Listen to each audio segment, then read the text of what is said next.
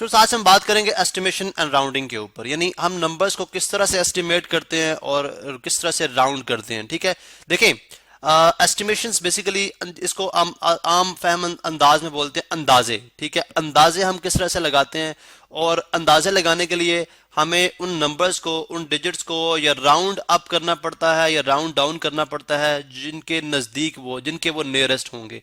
For example देखें, हम एक ट्रिप पे जाते हैं, ठीक है, और हमें कॉस्ट पड़ती है $850। अब $850 के ऊपर हमारे पास एस्टिमेट करना है। लेट्स सपोज हम कह रहे हैं जी 50 बंदे जा रहे हैं तो 8 या 25 लोग जा रहे हैं तो 850 के लिहाज से कितने बनेंगे।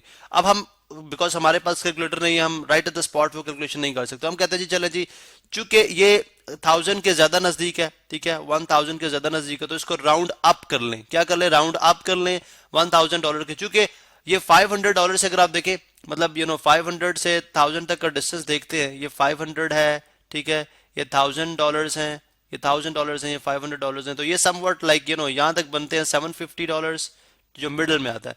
तो ये तकरीबन $100 के करीब है, लाइक समवट। इधर है $850, ठीक है, $850, तो ये मोर क्लोजर टू 1000 है, सॉरी ये 1000 है, तो हमने इसको राउंड अप करके $1000 कर दिया।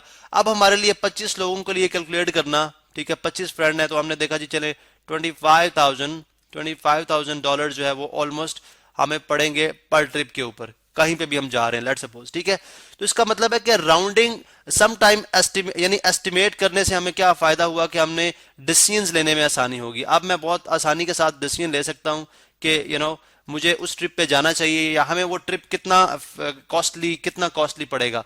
ठीक है, अब एस्टिमेशन के लिए हमने जैसे अभी इस केस में राउंड अप किया, यानी क्या किया? राउंड अप किया। 2000 लाइक 850 को हमने राउंड अप कर दिया और 1000 तक ले आए। ठीक है, सम टाइम हम राउंड डाउन करते हैं, जैसा अक्सर आप देखें, आप अगर लेट सपोज बिल पे करने जा रहे हैं, ठीक है, आपका बिल अगर लेट सपोज बनता है किसी भी चीज का बिल है जो कि बन रहा है 12 या चलें $102.03, ठीक है, $03। अब इतना अगर आपका बिल बन रहा है, ठीक है, और बिल इस बिल के ऊपर आपको $102.03 पे नहीं करने पड़ेंगे, बल्कि आपको सिर्फ $102 ही पे करने पड़ेंगे, क्योंकि अब अप्रोक्सीमेटली ये क्या हो जाएगा? राउंड डाउन हो जाएगा, यानी 5 सेंट्स तक राउंड डाउन जो है वो कर लेते हैं। आपने क्या किया? इसको राउंड डाउन कर दिया, क्योंकि 102 एक अप्रोक्सीमेट फिगर है जो आपको पे करना आसान है। 0.03 यानी इस पे आपको छूट दे दी उन्होंने, तो आपके लिए एस्टिमेट करना बेहतर हो गया, बिकॉज 0.03 सेंट्स जो है वो डेफिनेटली इज नथिंग। ठीक है, इतनी कंसेशन आपको मिल जाती है। अब आपने क्या किया? इसको राउंड डाउन किया।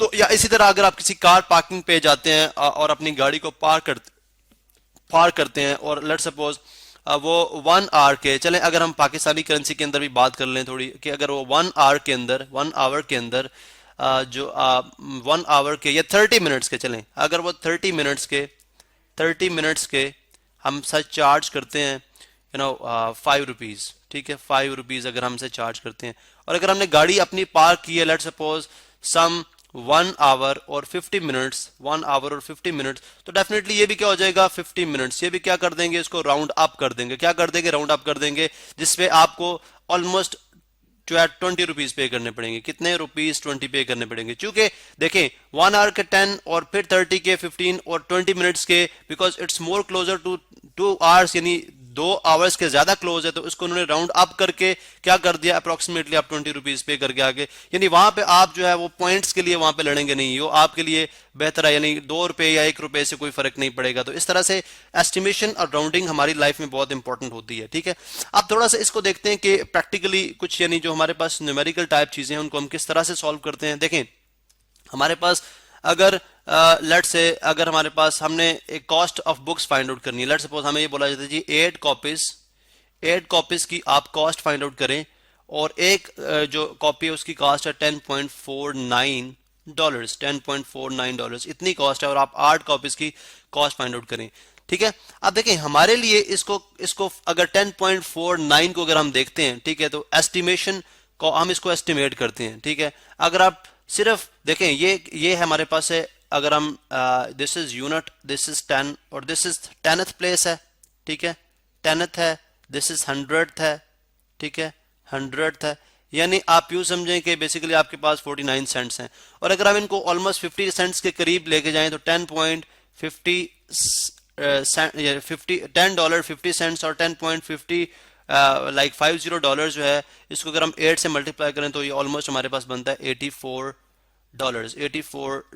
ठीक है, तो अगर आप एक्चुअल कॉस्ट देखते हैं, ये तो है एस्टिमेटेड कॉस्ट। ठीक है, ये एस्टिमेटेड कॉस्ट है, एस्टिमेटेड कॉस्ट। ठीक है, एस्टिमेटेड कॉस्ट, और ये है हमारे पास एक्चुअल कॉस्ट। एक्चुअल कॉस्ट अगर आप देखते हैं, ठीक है, एक्चुअल कॉस्ट हमारे पास आती है 10.49, इसको एग्जैक्टली यानी एग्जैक्टली इसमें आप राउंड ऑफ तो नहीं कर रहे, इसमें आप एस्टिमेट तो नहीं कर रहे, आप कैलकुलेटर पे फाइंड आउट कर रहे हैं, मल्टीप्लाई करेंगे। ठीक है, तो ये ऑलमोस्ट हमारे पास कितनी आ जाती है, $83.92। तो अब अगर आप देखें तो इसमें कोई डिफरेंस इतना ज्यादा नहीं है, यानी $84 में और $83.92 में कोई इतना डिफरेंस नहीं है। इसका मतलब है एस्टिमेशन ने आपको हेल्प आउट किया कि आप राइट एट द स्पॉट उसको एस्टिमेट करके आप अपना डिसीजन ले सकते हैं कि मुझे ये किताबें कितने में पड़ेंगी, मुझे ये किताबें आज खरीदनी चाहिए, कल खरीदनी चाहिए, मेरे पास इतने पैसे मौजूद हैं कि मैं इन किताबों को खरीद सकूं। मतलब इस तरह के डिसीजन आप जो है वो कर सकते हैं।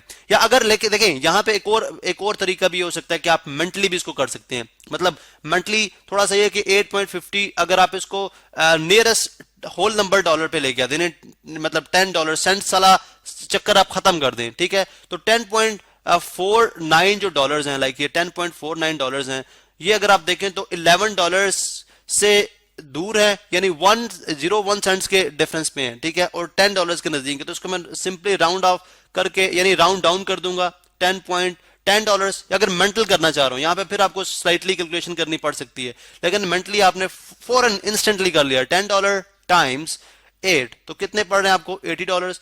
फिर भी देखें आपके लिए फिर भी क्विक डिसीजन लेना, यानी यहाँ पे आपके मेंटली तौर पे आपने कर लिया, मेंटली अपने माइंड को यूज करते हुए एक मिनट से पहले आपने बता दीजिए अच्छा ये आप राउंड अप करो, तो सॉरी राउंड डाउन कर दो इसको। ठीक है, राउंड डाउन बिकॉज 10.49, क्योंकि अगर आप यहाँ पे देखते हैं, ठीक है, तो 10.50 बनता है यहाँ पे 10.50। ठीक है, ये बनता है $10।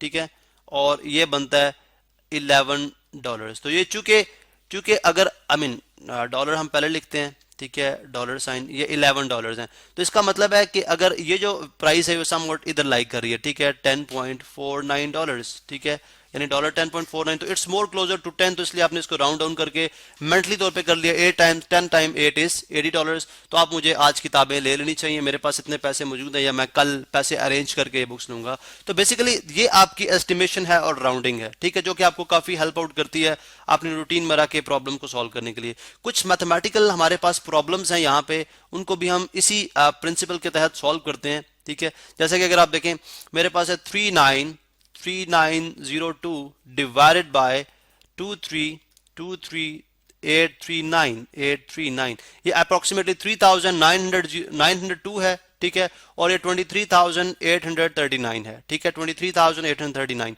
अब अगर इनको नियरेस्ट होल नंबर पे लेके आए, ठीक है, नियरेस्ट ये तो बेसिकली होल नंबर के ऊपर ही है। ठीक है, लेकिन अगर हम लेट्स सपोज इनको राउंड ऑफ करते हैं, ठीक है, जैसे 3902 इट्स मोर क्लोजर टू 4000। ठीक है, ये किसके करीब है, ज्यादा 4000 के करीब है। ठीक है, अगर आप इसको देखें यूनिट 10 100 थाउजेंड्स के ऊपर अगर आप इसको राउंड ऑफ करते हैं, थाउजेंड्स के ऊपर 10 जो आपका 1000th डिजिट है, इसके ऊपर अगर आप इसको राउंड ऑफ करते हैं, ठीक है, तो ये बनता है आपके पास 3902 जो है, अगर आप देखें तो 3000, यानी ये 3000 है। ठीक है, इसके बाद आ गया 4000, तो ये चूंकि अगर आप देखें तो 4000 के ज्यादा करीब है, तो हमने इसको राउंड अप करके 4000 कर दिया। और इसी तरह से यहाँ पे देखें 23,839। ठीक है, इसको भी अगर आप 10,000 पे राउंड ऑफ करते हैं, 10,000 प्लेस पे राउंड आउट करते हैं, इस डिजिट पे राउंड ऑफ करते हैं, तो आपके पास बनता है 10,000। ही देखें 10,000। ठीक है, फिर उसके बाद आ गया 20,000। ठीक है, फिर आ गया 30,000।